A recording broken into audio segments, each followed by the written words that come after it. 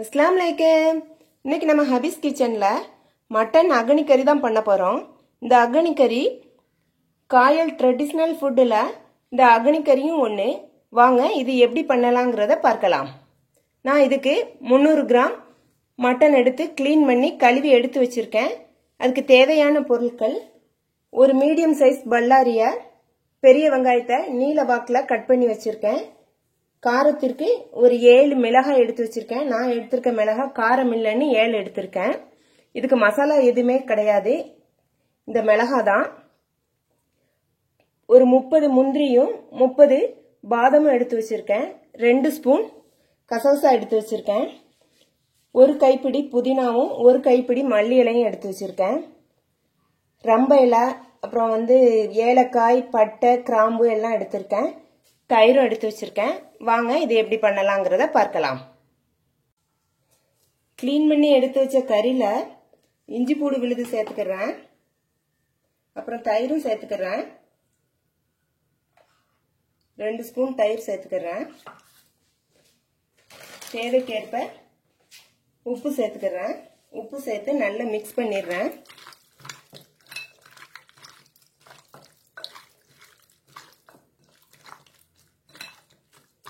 இது இருக்கட்டும். தாளிக்க ஆரம்பிச்சிடலாம்.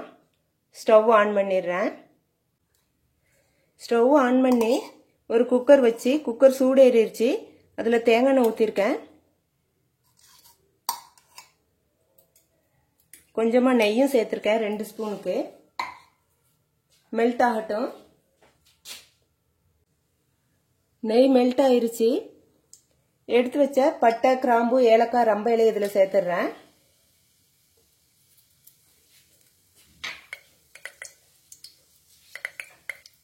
பொரியட்டும். கட் பண்ணி வச்ச ஒரு மீடியம் சைஸ் பெரிய வெங்காயத்தையும் அதில் சேர்த்துட்டேன். கலர் சேஞ்ச் ஆகிடக்கூடாது. கட் பண்ணி வச்ச மிளகாய் சேர்த்துட்டேன். மிளகாயை ஃபுல்லாக கட் பண்ணாமல் கொஞ்சமாக பாதி அளவுக்கு கீறி கீறி வச்சுருக்கேன்.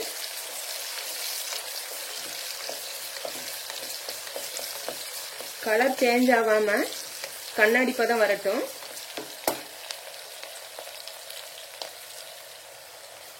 க்ளீன் பண்ணி வச்ச புதினாவும் மல்லி இலையும் அதில் சேர்த்துட்டேன். நல்லா வதக்கிக்கிறேன்.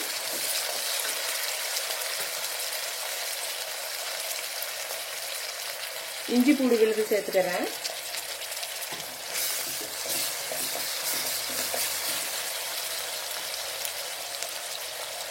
இதோட தயிரும் சேர்த்துக்கிறேன்.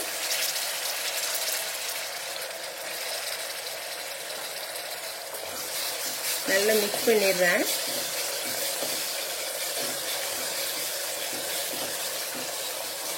இந்த அகனி கறிக்கு மல்லிப்பொடி, வத்தல் பொடி, மஞ்சள் பொடி எதுவுமே சேர்க்க தேவையில்லை.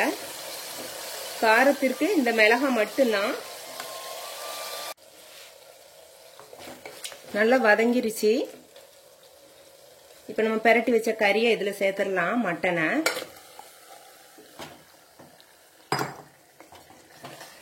ஒரு 2 நிமிஷம் அல்லது 3 நிமிஷம் இந்த எண்ணெயிலேயே இந்த கறி வேகட்டும்.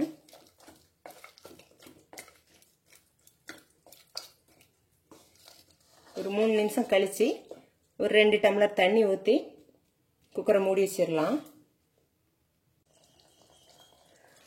3 நிமிஷம் ஆயிருச்சு. 2 டம்ளர் தண்ணி ஊற்றி குக்கரை மூடிடலாம். உப்பு செக் பண்ணிட்டு பத்தலைன்னா உப்பு போட்டுக்கலாம். நான் போட்ட உப்பு கரெக்டா இருக்கு, அதனால உப்பு தேவையில்லை. குக்கரை மூடி போட்டு மூடிடுறேன். ஒரு 5 விசில் வரட்டும். வந்ததுக்கு அப்புறம் பார்க்கலாம். நம்ம எடுத்து வச்ச முந்திரி, கசகசா, பாதாம் இது எல்லாத்தையும் மிக்ஸி ஜார்ல சேர்த்து அரைச்சிட்டு வந்துடுறேன். 5 விசில் வந்துருச்சு. ஸ்டவ் ஆஃப் பண்ணி ப்ரெஷர்லாம் இறங்கிருச்சு. இப்போ ஓப்பன் பண்ணி பார்க்கலாம். கறி வெந்துருச்சான்னு பார்க்கேன்.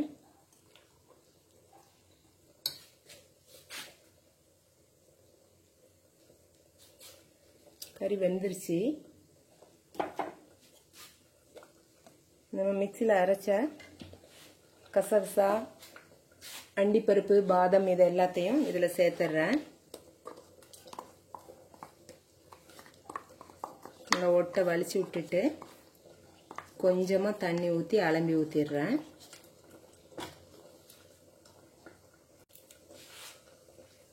கொஞ்சமாக தண்ணி ஊற்றி ஜாரையும் அலம்பி ஊற்றியாச்சு. இப்போ மிக்ஸ் பண்ணிடுறேன். மிக்ஸ் பண்ணி திரும்பவும் ஸ்டவ் ஆன் பண்ணிக்கிறேன்.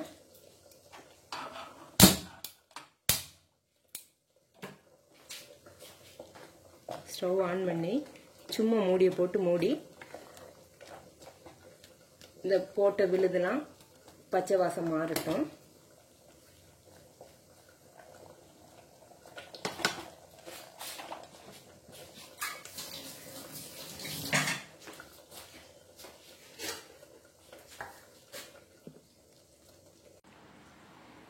ஸ்டவ் ஆஃப் பண்ணிட்டேன். இப்போ ஓப்பன் பண்ணி பார்க்குறேன். எண்ணெய் பிரிஞ்சு நல்லா வந்திருக்கு. இப்போ ஸ்டவ்வை விட்டு இதை கீழே இறக்கி வச்சிடலாம். கொஞ்சமாக மல்லியில் தூவிக்கிறேன். நம்ம அகனிக்கறி நல்ல எண்ணெய் பிரிஞ்சு சூப்பராக வந்திருக்கு. டேஸ்ட்டும் செம்மையாக இருக்கும், வேற லெவலில் இருக்கும். நீங்களும் இதை ட்ரை பண்ணி பாருங்கள். சாதம், சப்பாத்தி, ரொட்டி இது எல்லாத்துக்கும் நல்ல ஒரு காம்போவாக இருக்கும். சஹர் சாப்பாட்டுக்கு நல்ல டேஸ்டாகவே இருக்கும். இந்த அகனிக்கறியும் மிளகு ரசமும் சூப்பரா இருக்கும். நீங்களும் இதை ட்ரை பண்ணி பார்த்துட்டு எப்படி வந்துச்சுன்னு கமெண்ட்ல சொல்லுங்க. இந்த வீடியோ பிடிச்சிருந்தா லைக் பண்ணுங்க, ஷேர் பண்ணுங்க, சப்ஸ்கிரைப் பண்ணுங்க. அஸ்ஸலாமு அலைக்கும்.